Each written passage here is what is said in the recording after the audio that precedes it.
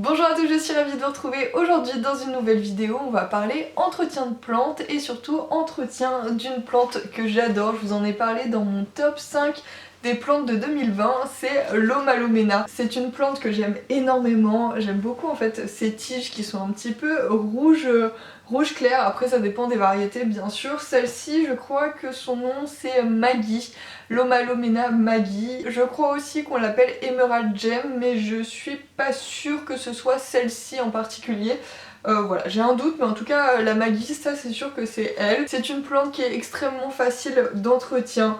Voilà, c'est vraiment un plaisir de l'avoir à la maison. Là actuellement elle est en train de me faire deux nouvelles pousses alors qu'on est encore en hiver. Voilà, je suis trop contente, ça me fait trop plaisir de la voir qui continue à pousser malgré le fait que les températures baissent, qu'il fasse vraiment pas très beau et ça fait énormément plaisir de la voir qui pousse. Mais aujourd'hui je suis pas venue seulement vanter les mérites de cette plante. Voilà, j'ai fait mes petites recherches, j'ai écumé un peu tout le net pour vous trouver plein d'informations sur cette plante, donc c'est parti. Tout d'abord c'est une plante qui vient des régions tropicales et subtropicales, notamment la Malaisie, les Philippines, le Costa Rica et la Colombie. Elle fait partie de la famille des Aracées et on compte à ce jour environ 135 espèces qui sont dispatchées entre le sud de l'Asie et la Malaisie. Elle a deux petits noms communs. Alors le premier c'est plante bouclier, donc bon ça on peut imaginer que c'est par rapport à la forme de ses feuilles. Et son deuxième petit nom commun et celui que je préfère c'est reine des cœurs, et ça je pense que c'est aussi par rapport à la forme de ses feuilles et peut-être à la couleur de ses tiges. Voilà, je trouve que c'est très mignon et que ça lui va très bien. En parlant de feuillage et de tiges, celle-ci couvre une gamme de couleurs allant de vert profond au rouge. C'est une plante qui peut fleurir. Après les fleurs n'ont pas grand intérêt, ça ressemble un petit peu à des sortes de petits arômes, aux fleurs un peu des caladiums, et c'est vraiment pas très intéressant. Et bien qu'il existe une multitude de variétés d'Omalomena, celle que vous retrouverez le plus souvent ça va être la Maggie. Voilà, c'est celle qui est la plus commune, celle qu'on retrouve le plus souvent. Mais j'ai fait mes petites recherches et j'en ai trouvé 3 à vous présenter qui sont plus belles les unes que les autres, donc je voulais absolument vous les présenter dans cette vidéo. Alors la première c'est l'Omalomena Peter Dream. Alors celle-ci, si vous tombez dessus, elle a des reflets argentés, elle est juste sublime. La deuxième c'est l'Omalomena Sebi. Alors celle-ci, les feuilles sont un petit peu plus rondes et elles sont vertes claires bordées de vert un peu plus foncé, et je trouve ça aussi très joli. Voilà, ça change un petit peu parce que la forme est différente, mais je trouve que ça fait son originalité, j'aime beaucoup cette variété. Et ma préférée entre toutes c'est l'Omalomena Humilis. Alors celle-ci, si je tombe dessus, mais je l'achète tout de suite. C'est une plante aux feuilles veloutées, vous savez mon amour pour les plantes avec les feuilles velours, et celle-ci c'est dans les tons un petit peu marron, pourpre. C'est juste sublime, la plante est dingue. Alors je comprends pas pourquoi cette plante n'a pas percé,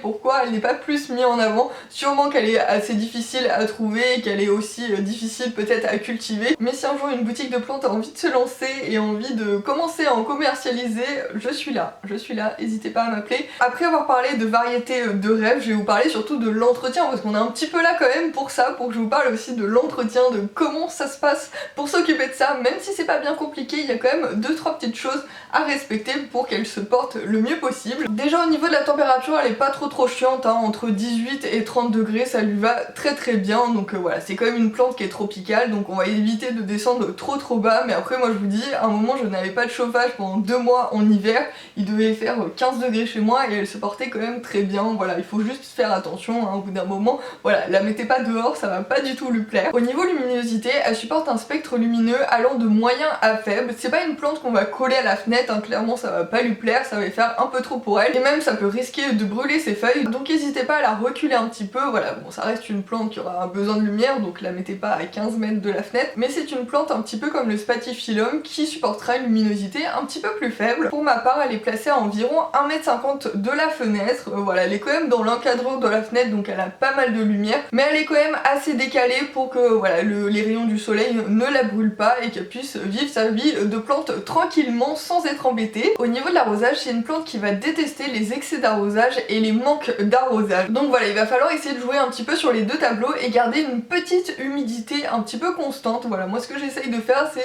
d'avoir toujours cette petite humidité à au moins une phalange. Donc voilà, je laisse sécher un petit peu, mais quand je vois que le terreau a commencé à sécher en surface, c'est le moment où je me dis bon, il va falloir arroser dans pas trop longtemps. Après je vous avoue qu'il y a des moments où je la néglige un petit peu et elle fait un petit peu comme le spathiphyllum, elle a tendance à vraiment baisser toutes ses feuilles, à se tout ramollir, à vraiment piquer du nez, et c'est ultra parlant hein, quand vous voyez qu'elle fait ça, c'est vraiment qu'il va falloir l'arroser tout de suite. Donc ni une ni deux, je la bassine, je la douche et au bout de quelques heures toutes les tiges se redressent et c'est reparti pour un tour. Donc voilà, ne vous en faites pas, c'est pas une plante qui est difficile d'entretien. Là je vous dis les choses optimales, oui c'est sûr que c'est mieux de garder une petite humidité, mais si vous avez peur des excès d'eau, soyez attentif en fait tout simplement à l'aspect de votre plante. Si vous voyez que les tiges commencent à pencher un petit peu, là ça veut dire que la plante commence à avoir soif, tout comme l'aspect des feuilles et des tiges qui sont très parlantes. En fait je vous en ai parlé dans une précédente vidéo où je vous parlais des signes qu'une plante a soif.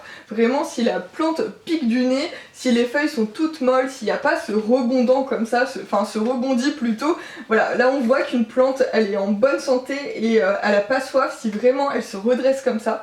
Si elle avait soif, elle n'arriverait pas à faire ça, hein. Elle resterait toute flagada comme ça, alors que là vraiment elle se redresse, elle est bien gorgée d'eau, tout va bien. On a parlé du coup de l'emplacement, on a parlé du coup de la luminosité, de l'arrosage, on va parler maintenant du substrat. Ça va être un substrat qui sera avec beaucoup d'écorce, très aéré, de façon à qu'il soit poreux, bien drainé, léger, voilà, que c'est une plante qui a besoin d'humidité, qui a besoin d'avoir quand même ses racines qui soient pas étouffées par vraiment un substrat qui serait trop lourd. Donc ce que je vous conseille c'est de faire le substrat à racée intermédiaire que conseille de faire Jungle Eden. Je vous mets sa chaîne YouTube en barre d'infos, c'est une mine d'informations, mais en quelques mots ce substrat ça va être un mélange de tourbe, de perlite, il va y avoir aussi des écorces de coco et un petit peu de terreau, et si je me trompe pas, je crois que c'est pas dans celui-ci qu'il y a de la sphaigne, il faudrait que je vérifie, mais voilà, en fait c'est un mélange qui va être du coup poreux, léger et bien drainé, et ça c'est tout ce qu'il faut pour cette plante. Au niveau du rempotage, il vaut mieux le faire dans un pot en terre cuite qui sera mieux drainé, vraiment toute l'humidité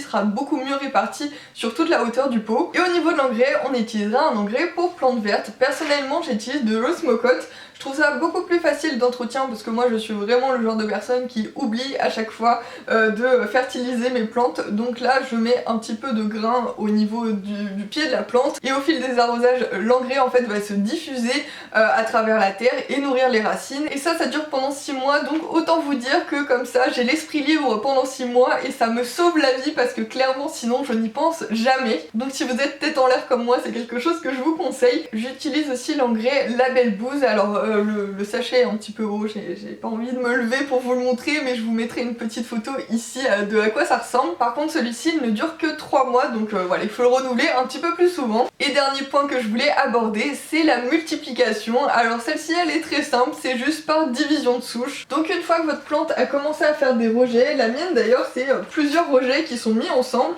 J'en ai 1, 2, 3, 4, 5, 6 qui sont dedans, donc si l'envie me prend lors d'un rempotage, je peux diviser une touffe. Là j'ai l'impression que celle-ci il n'y a que 3-4 feuilles dessus, donc vraiment ça ferait une plante qui serait quand même très dégarnie, donc j'ai pas envie de le faire. Mais si votre plante arrive quand même à un certain stade qui est assez avancé, où la plante est bien fournie, voilà, ça peut être sympa de la diviser pour pouvoir avoir plusieurs plants. Mais voilà, c'est la seule manière de pouvoir multiplier cette plante. Alors en conclusion, je pense que vous l'aurez compris, l'Omalomena c'est une plante qui est extrêmement facile d'entretien, qui vous pardonnera énormément d'erreurs, de petits oublis. C'est une plante que je vous conseille les yeux fermés, voilà, si vous débutez ou si vous avez juste envie d'avoir une plante qui soit facile d'entretien, et je la trouve très agréable à vivre en fait. C'est pas une plante où je me dis ah mince, peut-être qu'elle va être attaquée par des nuisibles, il va avoir ci, ça, les feuilles vont sécher, il va avoir je sais pas, le moindre souci. En fait je sais qu'elle a eu des fois quelques trips, c'est pas le genre de plante qui va mourir à la première attaque de ravageurs, et c'est pas le genre de plante aussi qui va sécher si l'air est trop sec, parce que vraiment les plantes qu'il faut brumiser tout le temps, moi je sais que j'ai pas le temps, j'ai pas la patience de faire ça,